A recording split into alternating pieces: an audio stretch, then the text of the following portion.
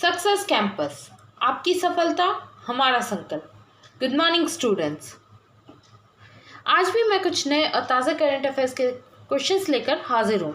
तो देर न करके देखेंगे आज का पहला सवाल। विश्व छात्र दिवस हर वर्ष कब मनाया जाता है? World students day is observed every year on. हमारे ऑप्शंस हैं 17 अक्टूबर, 16 अक्टूबर, 14 अक्टूबर, 15 अक्टूबर। हमारा आंसर है 15 अक्टूबर। पूर्व राष्ट्रपति एपीजे अब्दुल कलाम की जयंती मनाने के लिए हर साल 15 अक्टूबर को विश्व छात्र दिवस मनाया जाता है। इस साल पूर्व राष्ट्रपति और missile man doctor APJ Abdul Kalam की 89वीं जयंती थी।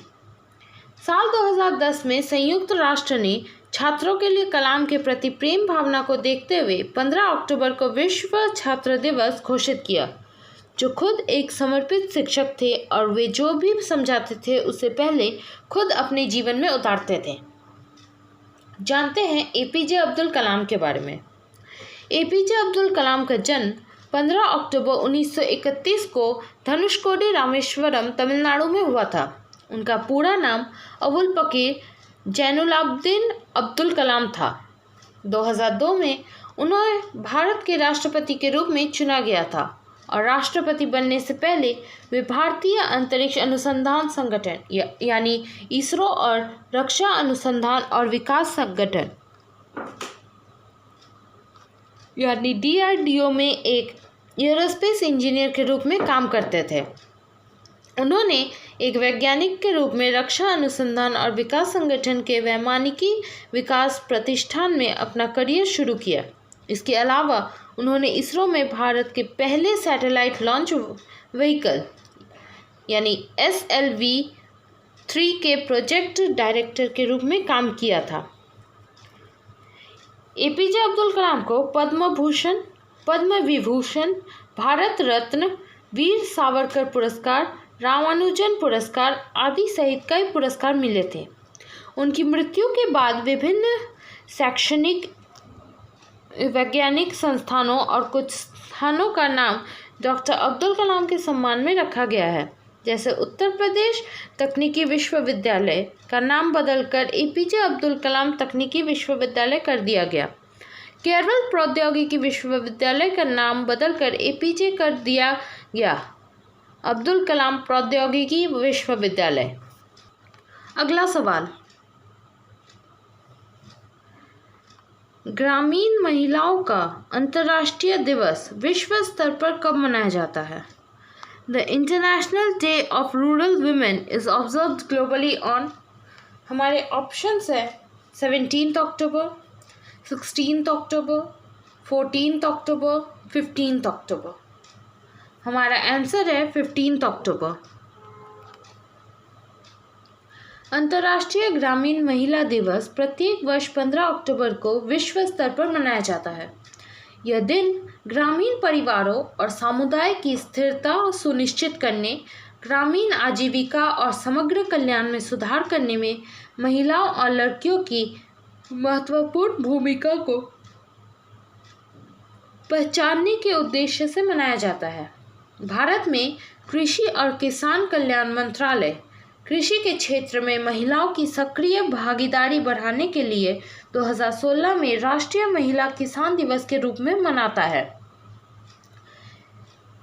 इन महिलाओं के संघर्षों, उनकी आवश्यकताओं और हमारे समाज में उनकी महत्वपूर्ण भूमिका के बारे में जागरूकता पैदा करने के लिए अंतर्राष्ट्रीय ग्रामीण महिला दिवस 2020 की थीम थी building rural women's resilience in the wake of कोविड-19।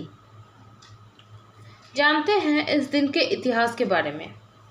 संयुक्त राष्ट्र महासभा ने 18 दिसंबर 2007 को इस दिन को मान्यता दी और 2008 में यह पहली बार मनाया गया।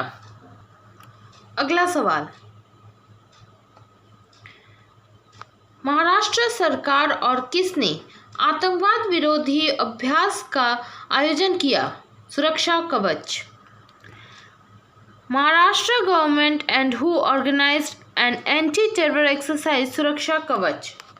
हमारे ऑप्शंस है बीएसएफ, भारतीय सेना, भारत सरकार, राजनाथ सिंह। हमारा आंसर है भारतीय सेना।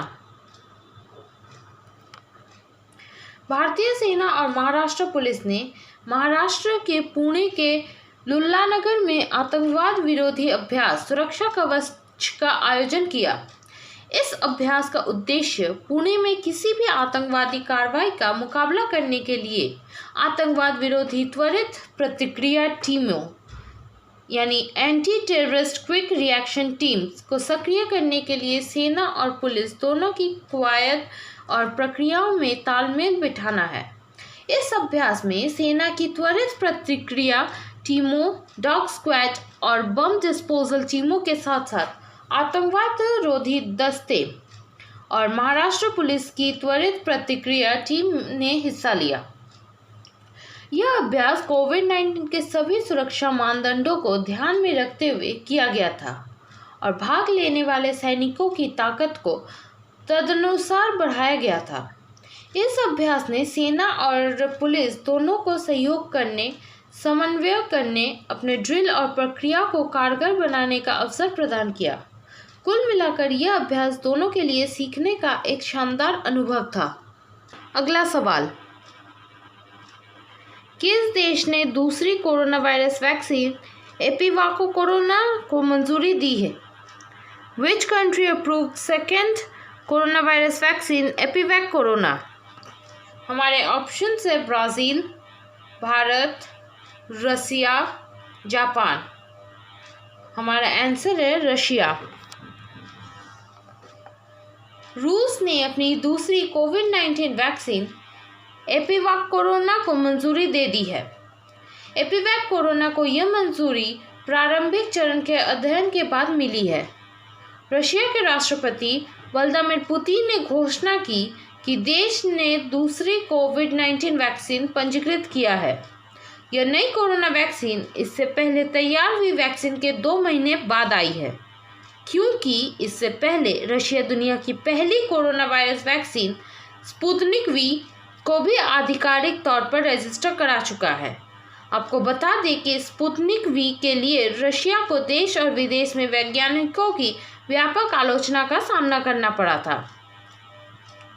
रशिया इस साल अगस्त में कोविड-19 वैक्सीन को नियामक स्वीकृति देने वाला पहला देश बन गया था, जब स्पुतनिक वी आधिकारिक तौर पर बड़े पैमाने पर नैदानिक परीक्षण कर पंजीकरण हुआ था। जानते हैं एपिवैक कोरोना के बारे में। विनियामक अनुमोदन प्राप्त करने वाला दूसरा रूसी टीका वेक्टरोलॉजी एंड बायोटेक्नोलॉजी के वेक्टर स्टेट रिसर्च सेंटर द्वारा विकसित किया गया है। इस 2 शॉट वैक्सीन एपिवैक कोरोना का परीक्षण शुरुआती चरण के प्लेसेबो नियंत्रित मानव परीक्षणों में 100 वॉलंटियरों के बीच किया गया था, जो 2 महीने से अधिक समय तक चला था और 2 सप्ताह पहले पूरा हो गया था। इन वॉलंटियर्स की आयु 18 से 60 वर्ष के बीच थी।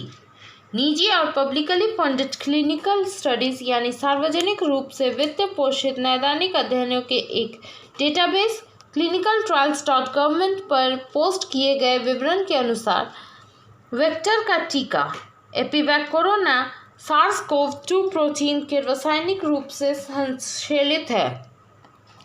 पेप्टाइड एंटीजन पर निर्भर करता है, जो एक वाहक प्रोटीन के साथ संयुग्मित होता है और एक एल्यूमिनिक युक्त एडजुडेंट पर एब्जॉर्ब होता है। अगला सवाल, प्रख्यात नृत्यांगना शोभा नायडू का निधन वो किस नृत्य शैली से संबंधित थी? Renowned dancer Shobha Naidu passed away. She was related to which dance form? हमारे ऑप्शंस है कुचिपुड़ी, कथक, वेस्टर्न, भांगड़ा। हमारा आंसर है कुचिपुड़ी।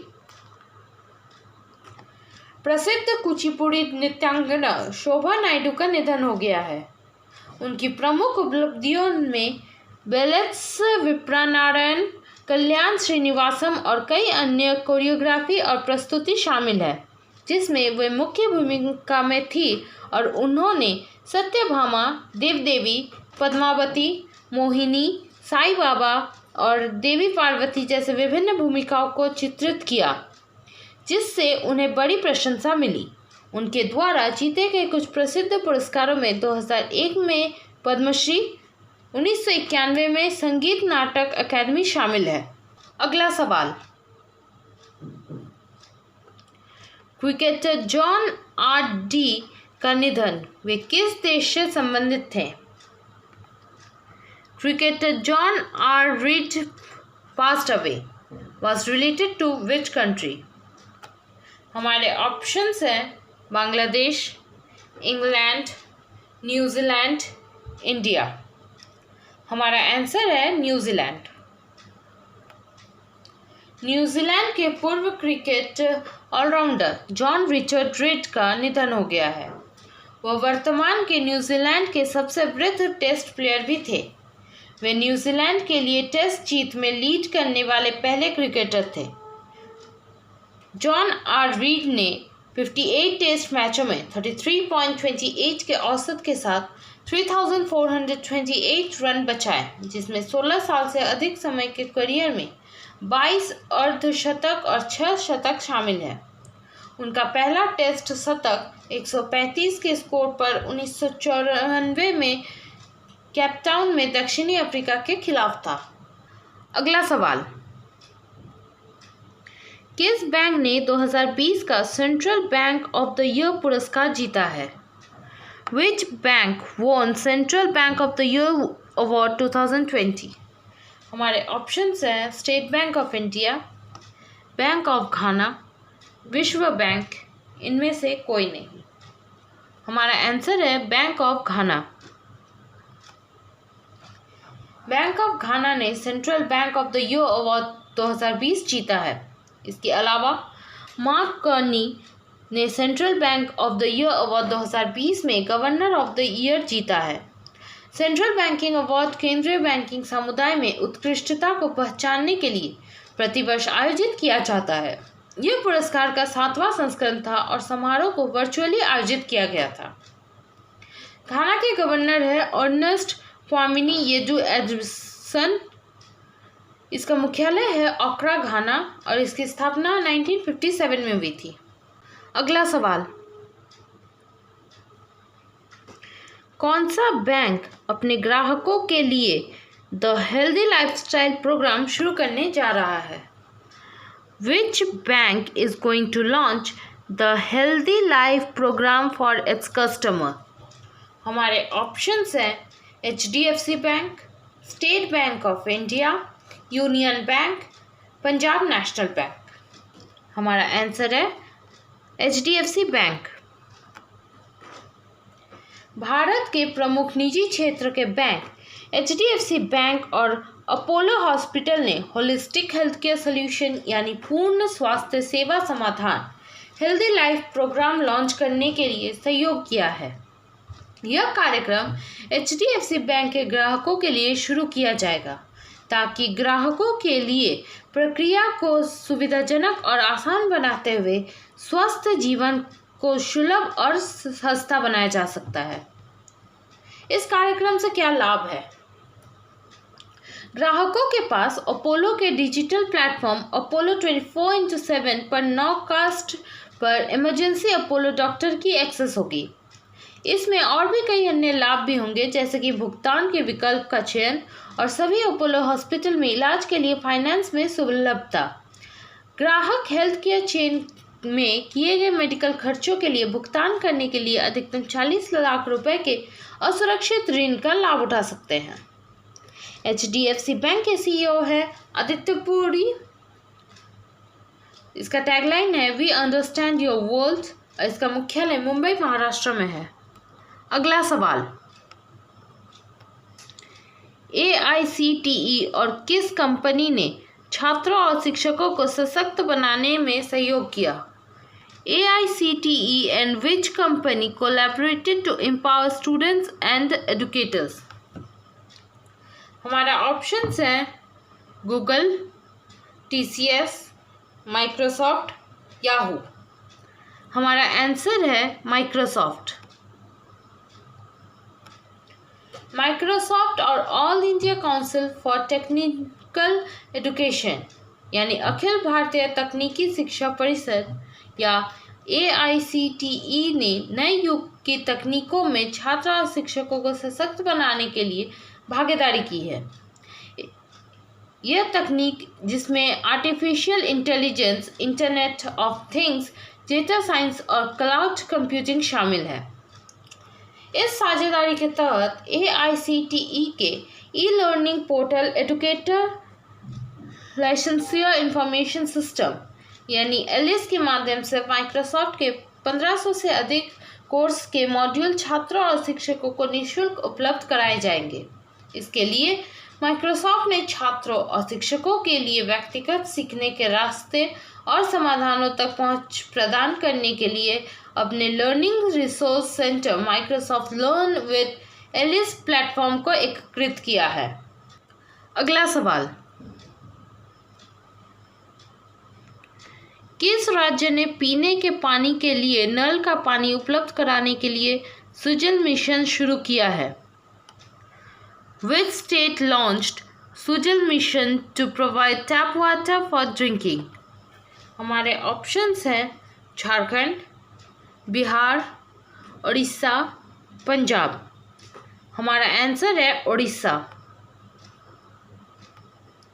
उड़ीसा के मुख्यमंत्री नवीन पटनायक ने राज्य के सभी शहरी छात्रों से गुणवत्ता वाले पेयजल की 24 घंटे आपूर्ति के लिए Sujal drink for tap mission योजना का उद्घाटन किया है। इस सुजल योजना के तहत भारत ने मार्च 2022 तक मार्च के सभी शहरी क्षेत्रों में पानी के पाइप कनेक्शन उपलब्ध कराने के लिए लक्ष्य निर्धारित किया है। ओडिशा सरकार ने इस योजना के लिए 1300 करोड़ रुपए निर्धारित किए हैं, जिससे 15 शहरों में 15 लाख से अधिक लोग चरणबद्ध तरीके से लाभान्वित होंगे। एक बार पूरी तरह से लागू हो जाने के बाद ओडिशा शहरी इलाकों में गुणवत्ता वाले पीने के पानी प्रत्यक्ष उपलब्ध कराने वाले देश का पहला राज्य बन जाएगा। ओडिशा के मुख्यमंत्री है नवीन पटनायक, कैपिटल है भुवनेश्वर और यहाँ के राज्यपाल है गणेशी लाल। अब बढ़ते हैं झारखंड करंट अफेयर्स की तरफ। हाल ही में केंद्रीय जनजातीय मामलों के मंत्री अर्जुन मुंडा शहद की कौन सी ब्रांड को लॉन्च किया? हमारे ऑप्शंस है हनी ब्रांड, देशी हनी ब्रांड, जनजातीय हनी, टी हनी। हमारा आंसर है देसी हनी ब्रांड। केंद्रीय जनजातीय मामलों के मंत्री अर्जुन मुंडा ने झारखंड राज्य के पाकुड़ के संथाल आदिवासियों द्वारा उत्पादित शहद के ब्रांड हनी को लॉन्च किया है। अब केंद्र सरकार हनी ब्रांड के नाम से बेचेगी। यह हनी ट्राइब्स इंडिया शोरूम में बेची जाएगी। साथ ही इसकी केंद्र सरकार मार्केटिंग करेगी एवं बाजार में उपलब्ध कराएगी। पाकुड़ की स्थापना 28 जनवरी 1994 में हुई थी। वाहन है इसका JH-16।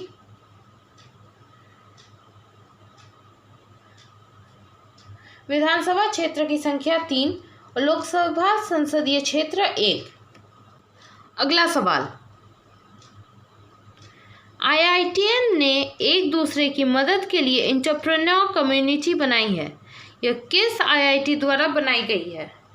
हमारे ऑप्शन है IIT Kharagpur, IIT Kanpur, IIT Bhubaneswar, IIT Dhanbad. हमारा आंसर है IIT धनबाद।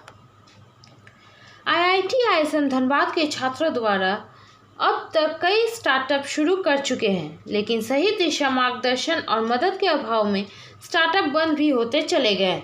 ऐसे में संस्थान के आयोजन में IIT धनबाद एंटरप्रेन्योर कम्युनिटी बनाई है। यह पुराने से लेकर नया स्टार्टअप तक को एक छत के नीचे लाया गया है। इससे अब तक संस्थान के भारत सहित विभिन्न देशों के 150 से अधिक स्टार्टअप जुड़ चुके हैं। इस कम्युनिटी का मुख्य उद्देश्य स्टार्टअप को सही दिशा देना है। IIT-ISM धनबाद की स्थापना 1926 को हुई थी। यह संस्थान झारखंड के धनबाद शहर में स्थित है। आज का आखिरी सवाल,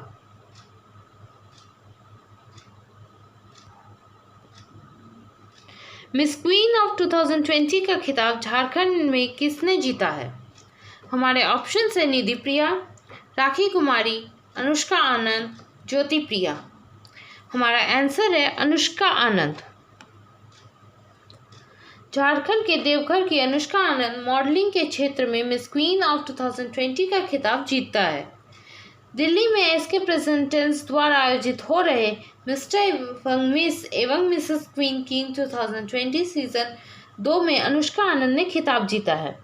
अनुष्का आनंद को विजेता घोषित होने पर क्राउन पहनाकर व मोमेंटो देकर सम्मानित किया गया।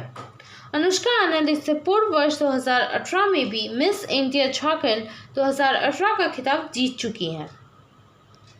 देवघर की स्थापना 1 जून 1983 को हुई थी। इसका कुल क्षेत्रफल 2479 वर्ग किलोमीटर है। वर्तमान समय में प्रखंडों की संख्या 10 है और विधानसभा क्षेत्र की संख्या 3 है। आज के लिए क्वेश्चंस का सिलसिला यहीं समाप्त करते हैं। मिलते हैं अगले वीडियो में कुछ नए और इंटरेस्टिंग क्वेश्चंस के साथ। करंट अफेयर्स के PDF फाइल आपको हमारे वेबसाइट और टेलीग्राम चैनल पर मिल जाएंगे, जिसके लिंक नीचे डिस्क्रिप्शन में दिए गए हैं। Bye bye and take care.